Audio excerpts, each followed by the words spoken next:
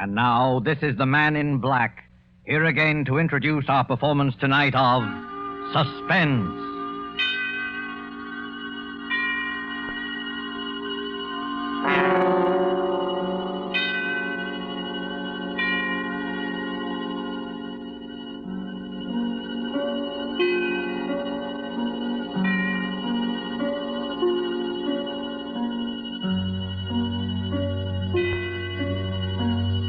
Our stars this evening are two distinguished gentlemen from the Hollywood sound stages, Mr. Donald Crisp and Mr. John Loder.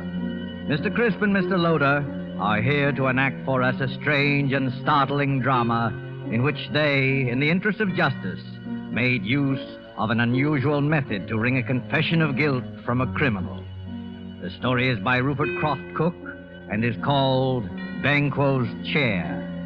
And so, with Banquo's Chair and the performances of Donald Crisp as Sir William Brent and John Loder as Arthur Grange, Sir William's friend who relates the story to us, we again hope to keep you in suspense.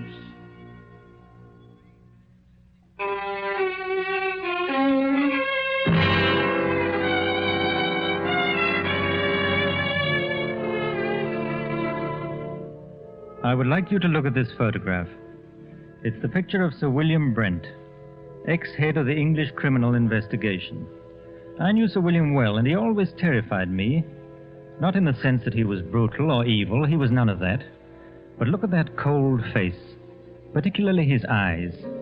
When he looked at you, you flushed with guilt. Every misdeed you ever committed in your life floated over your face. A glance from him made you feel as if you were stark naked. He saw you with all your defenses down. Sir William was the scourge of criminals, coldly unemotional, utterly without fear or passion. He tracked them down mercilessly and never lost a case. There was no feeling in him, no pity, no hate, nothing but terrifying, cold intelligence. And he was deadly to everyone he went after. I'm going to tell you about his last case, a case that, well, even recalling it sends real shudders through me. I swear it's true. I saw it with my own eyes. I wish I never had. I witnessed it in all its dreadful details. One night at the club, about 11 o'clock, a boy came up to me. Telegram for you, sir. I ripped open the envelope and read the telegram. Dear Arthur, will you come and dine with me at Turret House, Sydenham on Thursday? There will be several guests, and I think I can promise you an unforgettable evening. It was signed by Sir William Brent. I was annoyed. I don't like to receive telegrams so late in the evening, and Sir William could easily have phoned, unless he didn't want to go into details with me. I decided to phone him.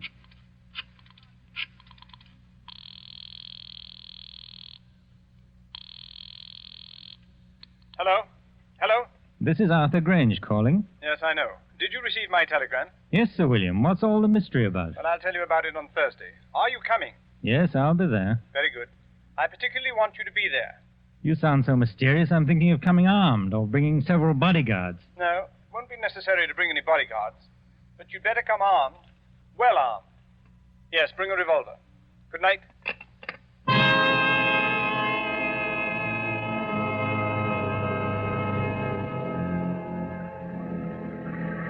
Early Thursday evening, I made my way to Turret House. A windy November rain slashed at the streets. Turret House is a huge red brick, unpleasantly somber mansion, an ugly product of Queen Victoria's time. There it squatted, back of the road, almost hidden to view by several dripping pine trees. The neighborhood had known better days. I walked up along the unkept path until I reached the great oaken door. I let the knocker fall once or twice, and the door opened. Good evening, Mr. Grange. I was waiting for you. Hello, Lane. Nasty night, sir, isn't it? There's not much warmer in here. There's a fire in the dining room, sir. Whatever made Sir William move into this drafty dungeon? Oh, we haven't moved in, sir. It's only temporary. Sir William just rented it. We still live in the West End. Oh, I see. Have any of the other guests arrived? Yes, Mr. Grange. Miss Stone is here. Miss Stone? Yes, the mystery writer. This way, Mr. Grange. I'll show you to the dining room. Sir William will be down shortly. Oh, hello. I'm Roberta Stone. How'd you do? I'm Arthur Grange, an old friend of Sir William's. Yes, I know. I've read some of your mystery stories and enjoyed them very much. Thank you, Mr. Grange. Just what is going on here tonight? I don't know. Sir William sounded awfully mysterious. But then, I've known Sir William for a long time. He never lets anyone down. If anything, he understates. I know. He told me to come armed. He told me the same thing. Here's my gun. I must admit, I've never fired it in my life. This house is certainly a proper background for anything unpleasant. It's already been the scene of a crime. Oh? What crime? Murder. A particularly unpleasant one. Really? I must say the murderer couldn't have picked a more ideal spot. Isn't it a fact? You know, I once wrote a story of... Good evening, Roberta. Yes. Arthur. I'm glad you're both on time. Hello, Sir William. Hello. A nice apartment you have here. A sort of mausoleum and dining room combined. You're a bit afraid, aren't you? Of course not. Why should I be? Your eyes give you away. What's all this about? You invite us to this godforsaken dungeon and tell us to come armed? Don't be upset, Arthur. I'm sure you'll come out of this all right. You mean we may be in some danger? Naturally, I wouldn't tell you to come armed otherwise. Who is this other guest, Sir William? There are 2 more guests. But first we'll have a drink, and then I'll tell you both all about it. Lane, Yes, Sir William? will you serve the drinks? Yes, sir. Now, I'll tell you what's going to happen tonight. This house, Turret House, was the scene of the Sydenham murder, a very famous case. Yes, I know about it. That's right. No offense, old man, but wasn't it the only case you never solved? You're wrong, Arthur. I solved the Sydenham case, but I couldn't bring the criminal to justice because of insufficient evidence. You mean you knew who the murderer was? Oh, yes, of course. It was the nephew. The police knew it, too, Then why in the world didn't you bring the case to a conclusion? because the nephew had an absolute and unimpeachable alibi. To have arrested him would have meant a waste of time and money and a release in the end.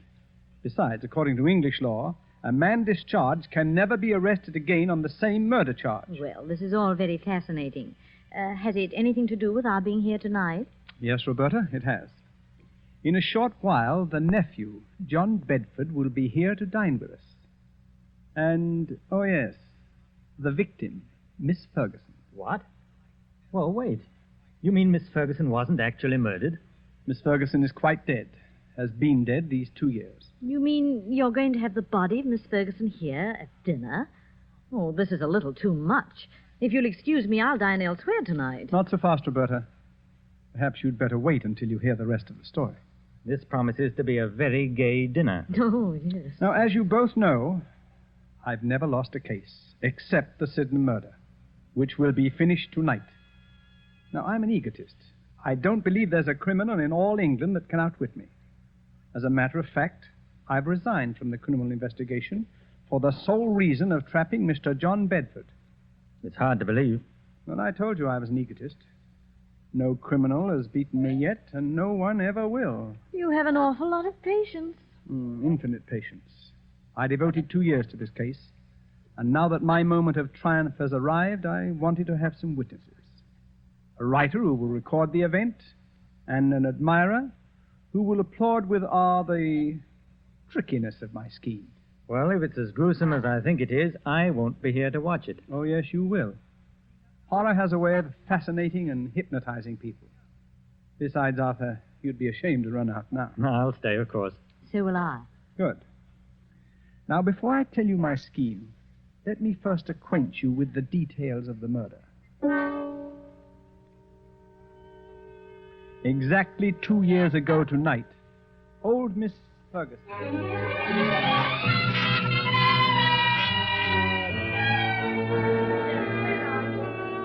Where is that foolish maid? Yes, Miss Ferguson.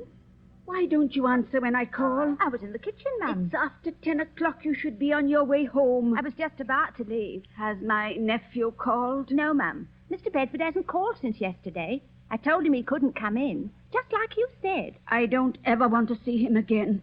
He's no good. He's an evil man who will come to an evil end. You're never to let him in here, Hilda. He won't ever come in this house if I can help it. No, ma'am. Now you'd better run along and make sure all the doors are bolted. Yes, ma'am. Good night, Miss Ferguson. Good night, Hilda. a pity about that nephew of mine. I'll change my will. Won't leave him a penny, I won't. In the morning, I'll change the will. That's... Who's there? Who is it? It's I, Aunt Martha, your own affectionate nephew. What are you doing in my house? Why, you're not at all pleased to see me. Your only living relative, too. I'd like you to leave at once or call the police, I'd call. I'd rather not, Auntie. I want to have a talk with you. You don't want to talk to me. All you want is money. Yes, Auntie, I do want money. And lots of it. You've got all the money you'll ever get out of me. You won't even get a penny after I die. I'll see to that. Perhaps you'll appreciate the value of money after you've worked for it. You know, Auntie... You're wearing gloves. What are you up to? I've made up my mind. What are you doing? Keep away. You're an old woman. All that money's no good for you. You can never use it. I'm young, and money means life to me. A rich and gay life. You're old, and you're going to die soon anyway. No, it can't be. You're not going to do that. Yes, Auntie, I am. You don't want to live anywhere. You're lonely, you're sick, and you're old. I'm going to do you a favor. Nobody can hear you now. I'm your heir. Your only heir, Auntie. Your next of kin. The estate is going to be mine. All of it.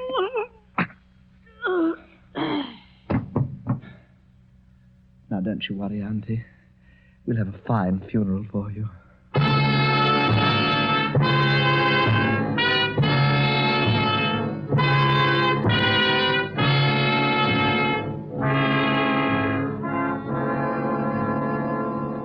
That's pretty much the way old Miss Ferguson was murdered. Oh, how ghastly. Hilda found the body the next morning.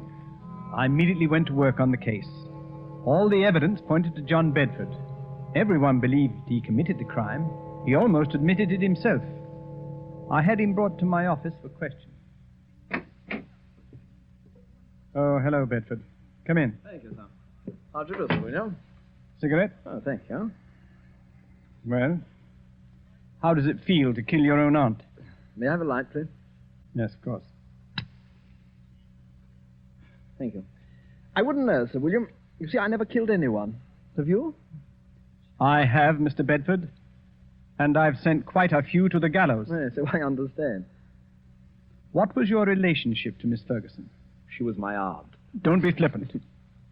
Flippancy only proves your guilt. Well, to tell you the truth, sir, my aunt didn't like me. She thought I was a spendthrift and a useless parasite, and she was quite right. Would you mind telling me where you were the night your aunt was murdered? Oh, not at all. In jail. I had drunk a little too much and gotten into a bit of a tiff with someone, that's all. Have you ever been arrested for drunkenness before? Never, Sir William. This was my first offense. It's quite an alibi. Quite a fact. It would hardly be possible for me to be in jail and kill my aunt at the same time, you know. Unless, of course, my aunt came into my cell and allowed me to murder her, after which she walked back to Turret House as a ghost, dragging her body behind her. According to my reports, Mr. Bedford, you drink very little. No one who knows you has ever seen you drunk before. You probably got drunk in joyful anticipation of murdering your aunt. As a thoroughgoing criminal investigator, don't you think you ought to check my story? I already have. You've done a very skillful job. Too bad you couldn't use your talents for something constructive. Well, why don't you arrest me, Sir William? No, Mr. Bedford, I have time. Plenty of time. Well, you'd better work fast. By the time you get around to me, I'll have spent all of my aunt's beautiful money. It's not the money we're after. It's you. Your beautiful life. Good day, Mr. Bedford.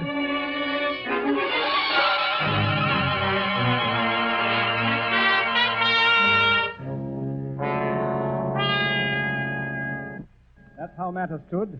I refused to let any of my men arrest him. But how in the world could he have murdered his aunt while he was in jail? Perhaps he bribed the prison guard to let him out for an hour. Yes, Roberta, I believe he did. Unfortunately, the guard died of pneumonia soon afterwards, which left us no further source of evidence. As far as I can see at the moment, Sir William, you haven't a leg to stand on. You're quite right, Arthur, I haven't. Except that every man, particularly a criminal, has an Achilles heel. I discovered John Bedford's weakness. What is it? He's superstitious. And it annoyed me tremendously that John Bedford was my first failure. Here was a clever, calloused criminal who laughed at me. No one had ever done that before. Bedford knew I could do him no harm, and he made the most of it. Carefully and patiently, I thought it over. I looked upon Bedford as you would look on a Chinese puzzle. There is no such thing as an impregnable defense. A few months later, I went to visit Bedford.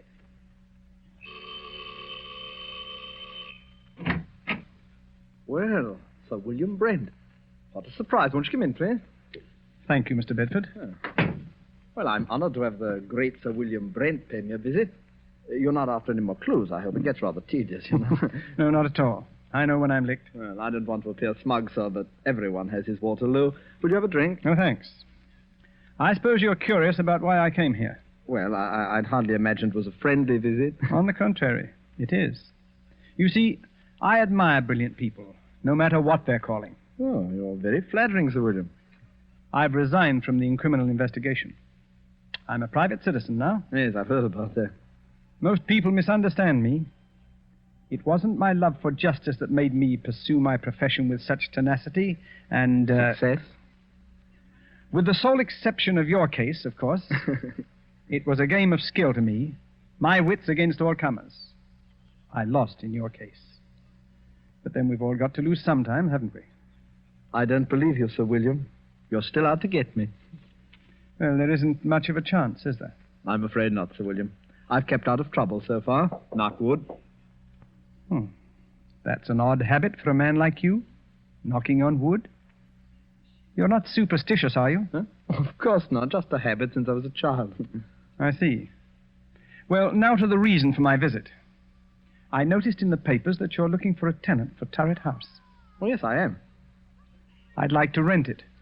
Well, the scene of the crime, huh? Well, of course, why not? There's no harm in it. As a matter of fact, I'll let you have it very cheaply.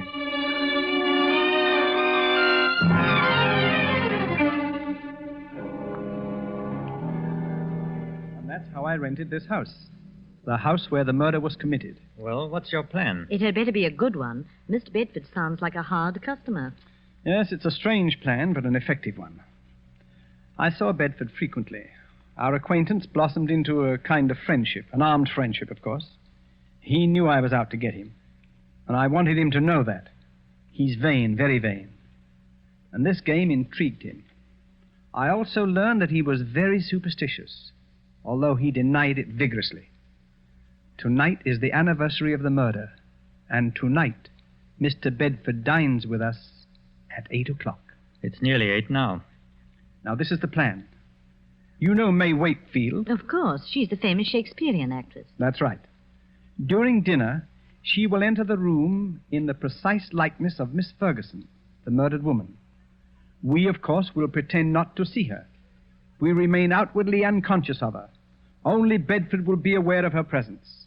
I believe Bedford will confess. I'd imagine he'd keep away on this night, especially if it's the anniversary. He's giddy with success. And also, the fact that Roberta Stone, the famous writer, is here with us, tweaks his vanity. He'll be here promptly. Oh, I don't like this. Well, this is just like one of your stories. It doesn't become you to be frightened. Oh, I won't run away. Well, there's one more thing. During dinner, the electric lights will be switched off at the main, and candles will be lit. Oh. We must have the correct atmosphere. You understand now? You're not to see May Wakefield. She doesn't exist for us. Is that clear? I'll look right through her. Oh, it gives me the creeps. That, I am sure, is our Mr. Bedford. The appearance of John Bedford suddenly made the whole scene grimly real. He was a tall, well-built man in his late 30s, immaculately dressed and perfectly groomed. At first sight, his face seemed pleasant enough, but on closer scrutiny, his gray eyes were hard and cold. He looked us over, all of us, with arrogance and superiority. I heartily wished I was elsewhere. This was one scene I had no desire to witness. After the introductions were over, we sat down to dinner. Is it still nasty outside, Mr. Bedford? Yes, and getting worse. Looks like we're in for a few days of this. Too bad. I was going to do some riding tomorrow. The soup is excellent. Yes, your cook should be congratulated, son. The soup's a masterpiece. Poor Alice. She's been my cook for 20 years. But she's given me notice, absolutely refuses to stay here, says this house is haunted. So? Roberta, this might make an interesting story for you. Yes, Sir William. You should speak to her. Alice swears that she has seen the figure of an elderly lady with finger marks on her throat walking about this house. Oh, come now, Sir William. This is too good. Such an obvious attempt to frighten me. Sir William is convinced that I murdered my aunt. Please, Sir William, a little more subtlety. Surely I deserve it. Perhaps the cook did see the figure. As you very well know, Mr. Bedford, I don't believe in ghosts, and I'm sure my cook never saw this elderly figure. It's all in her mind. Well, I'm afraid your little attempt didn't work, sir, but I must admire your graceful admittance of its failure. Yes, I suppose I'd better give up, shouldn't I? Oh, no, never give up. If at first you don't succeed, you know. Do you live very far from here, Mr. Bedford? Thank you, Miss Stone, but there's no need to change the topic. I hope you find this game as amusing as I do. I'm sorry, Mr. Bedford, but this isn't my idea of pleasant dinner conversation. Oh, we'll talk of pleasant things. I saw a very exciting play last night. Excuse me a moment. It's really fearfully hot in here. Do you mind if we get a little air, please? Oh, I'm sorry. It is rather warm. Lane, open one of the windows, please. Yes, sir. Awful weather, isn't it? Yes. I don't know how we're going to get home, really. It's a bad month of the year. I'd intended to go to the Riviera for... What's the matter? Honest. Lane, what on earth is wrong with the lights? I don't know, sir. Well, don't stand there. Light the candles. We can't sit here in the darkness. And get the chauffeur. He knows something about electric lights. I'll call the chauffeur right away, sir. I'm terribly sorry about this. We've had trouble with the wiring before. The chauffeur will have it fixed in a few moments. Now, let's get on with our dinner. If this is one of your tricks, Sir William, Or have some more wine, Mr. Bedford. It was a tense and terrible moment. I looked at Roberta. She was pale and frightened. Bedford, for all his poise, was uneasy. He didn't know whether Sir William was planning anything or whether this was really an accident.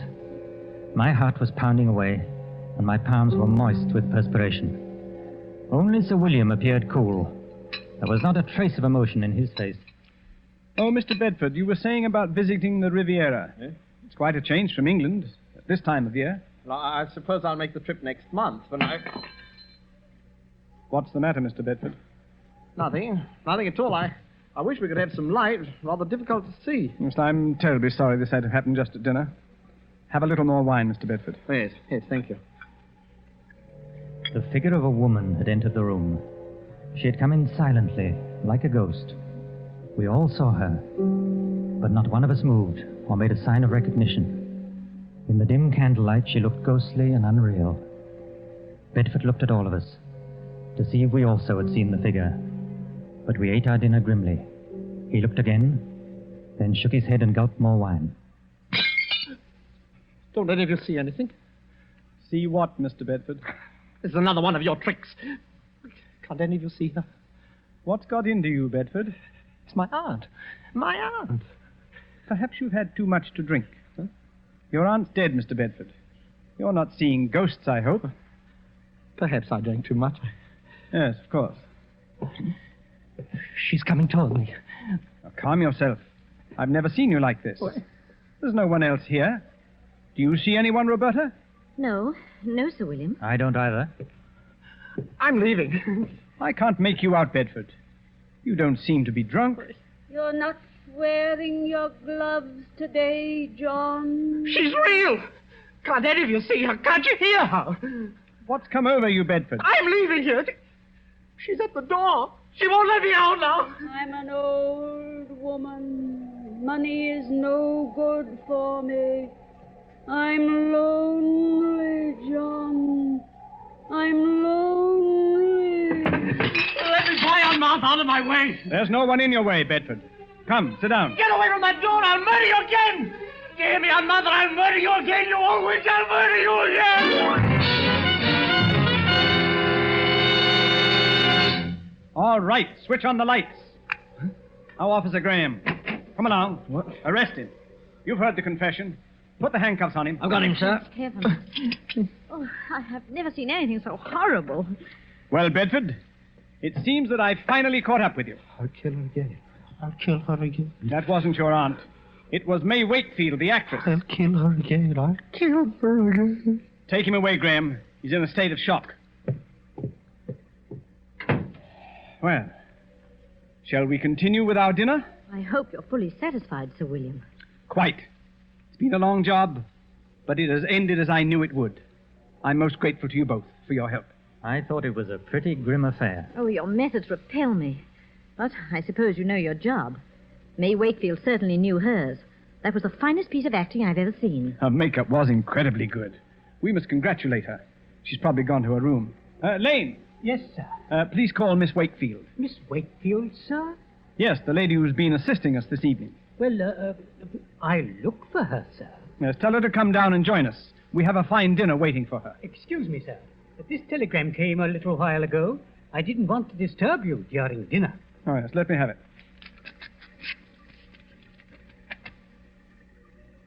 Good heavens. Sir William, what's wrong?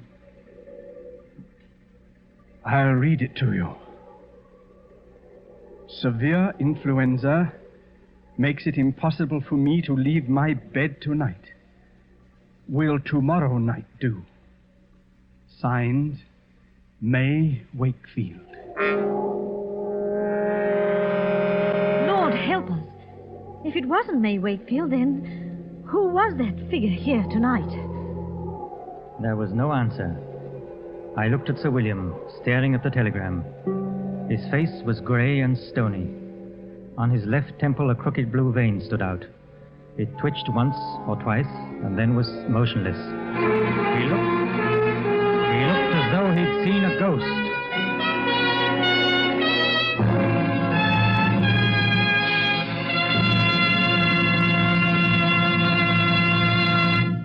And so closes Banquo's Chair, starring Donald Crisp and John Loder. Tonight's tale of Suspense. Now you may want to make a note of a change of time in these programs. Beginning next Tuesday, Suspense will be heard a half hour later, or 10 to 10:30 Eastern War Time.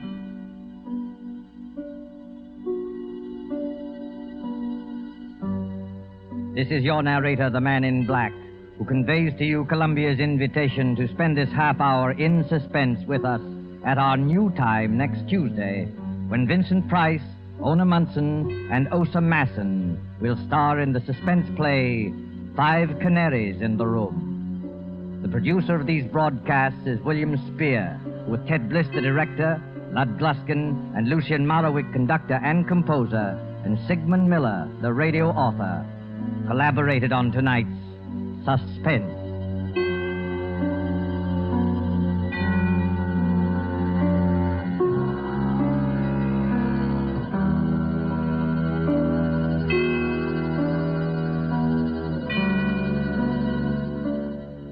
This is CBS, Columbia Broadcasting System.